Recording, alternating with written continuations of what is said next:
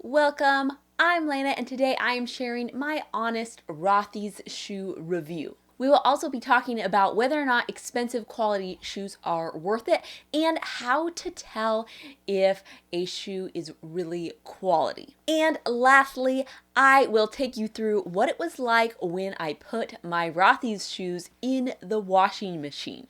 On this channel, I talk money at home. So I'm talking about different products and whether or not they are worth the investment and which ones to avoid. I also talk about habits and tricks to save your family a little bit extra money so that you can reach your financial goals sooner. If that sounds interesting to you, please hit that subscribe button and ring that little bell. First off, this video is not sponsored, but I have been curious about Rothy's for so long, so I finally gave in and bought a pair of ballet flats from Rothy's. I picked the bright red color because I have been wanting for so long to have a pair of red shoes. One of our old neighbors one time said that every woman needs a pair of red shoes, and I could never bring myself to buy a pair of red shoes before because I am helplessly practical and every single shoe needs to go with every single outfit. And so I never actually bought red shoes, but I finally did it. So if you're thinking all my shoes are crazy colors, no, this is the only pair of shoes that I own that are colorful, basically. I did consider the pointy ballet flats for a second there, but then I decided maybe it was just a bit too much for me. They have some really adorable different seasonal colors that they have available, and those were pretty tempting too. But I really wanted to have that red pair of shoes, so I stuck with the red. I don't end up buying shoes very often, so I had to check the sizes of my other shoes to see what size I should get. And then on the Rothy's website, it was saying that most people find that Rothy's fit very tight, and you might consider ordering a whole size up, especially if your foot is wide. And I would consider my foot to be a little bit wide, so I was like, okay, I'm not going to order a 9, I'm going to order a 10. So I took that risk and I ordered the size 10. The cost of the shoe was originally $125, but whenever I buy something online, I'm always Googling coupon for Rothy's, coupon for Costco. Whatever I'm ordering, I am looking up that coupon to see if I can get any more money off. I'm typing in all the different kind of random coupon codes there are just to see if I can get a few more dollars off. And I did find a 20% off coupon, so out the door after tax, I ended up spending $113. So definitely not a free shoe, but I am hoping that they will be long lasting, and we will get into some of that a little bit later. So the box comes in the mail. The box is beautiful. I open them up and the shoes look so long. And I'm like, oh no, what a bummer. So I try them on right away, of course, and they are huge. The shoes definitely have a little give, like right here, as you see. So this definitely left some room for your foot to have some wiggle room there. So I don't know what people were talking about them like being really restrictive. They didn't feel restrictive to me, and it definitely left some room for your foot to be how it is. Totally no arch support in this shoe, but it does have this insole, which is pretty comfy. So it's not like I'm going for a hike in these shoes. I'm thinking I'm running somewhere really fast. I'm dropping off a kid, fast little outings. It's not a hiking shoe, and I'm not expecting it to be a hiking shoe. I have been wearing my slippers to preschool drop off, and now I can wear my Rothy's and look a little bit more put together. So right away, I was like, I need to exchange these. I went on their website and they actually made it really easy to exchange them. I shipped them back in the box that they came in, and the box that they came in already came with a closure method.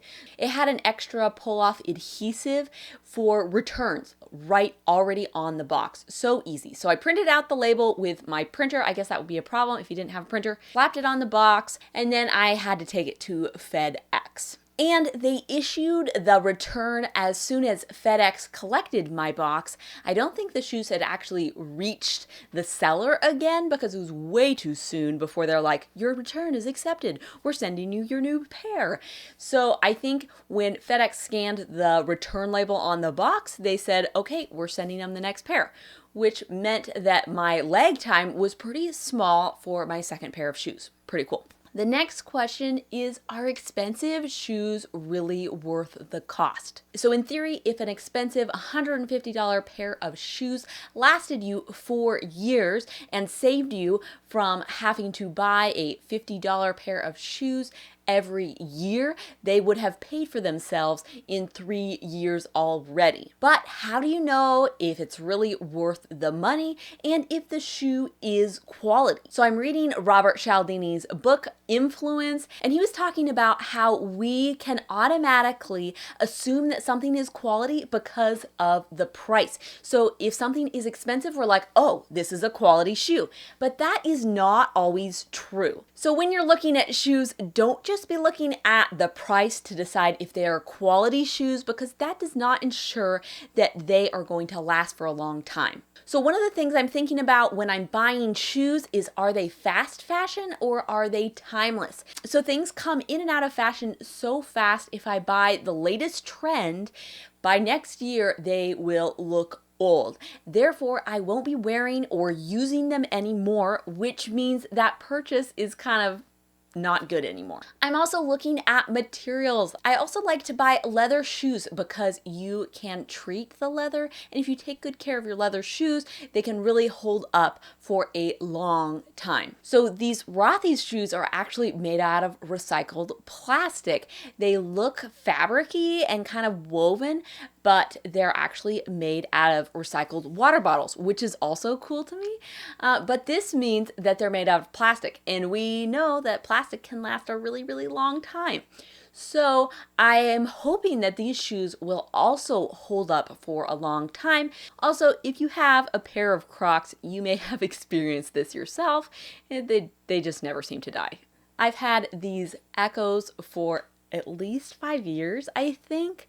They are definitely showing some amount of wear on the heel. We just treated the leather, and I think I need new shoelaces because they look a little nasty, even though we washed them. But these shoes have been faithful to me for so long, and I still probably wear them every other day, and they basically look as good as the day that I bought them. These are my only pair of sneakers, and I wear them nonstop. If you need summer shoes and you don't want to wear socks all summer, you know what I'm talking about, is that shoes get gross when you do not wear socks. So this is part of the reason that I was so attracted to the fact that you could wash your Rothy's, because unless it's Crocs and you can just rinse it off, if you have Birkenstocks or some sort of leather or suede bottom of your sandal, it gets really gross. And I feel like that makes the shoe not last as long, because I'm like, I can't wear these anymore because my feet are gross. Anyway, I find that shoes that are not plastic, that you don't wear with socks, can get really gross. So that's why I was looking for a shoe that I could wash, and Rothy's fit that bill because you can wash it. I also hate those short socks that people wear in their shoes, because it's like they never cooperate and they're just all over the place, and then they come off inside your shoe and it feels totally weird. So I do have to admit, I haven't had my Rothy's for very long. It's been a couple of weeks and we had an unexpected snowstorm. I haven't gotten them very dirty. I took some before pictures for you so that you could see what it was like before I washed the shoes, and then I took out the soles like they said, and then you're supposed to wash them in cold water. I also put it on delicate because I have an agitator in my Speed Queen washing machine, and I didn't want it to like beat up the shoe more than necessary.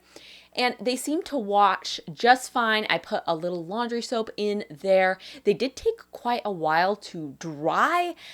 So definitely, if you're planning on using them the next day, that might not work out. Probably leave at least 24 hours for them to dry fully.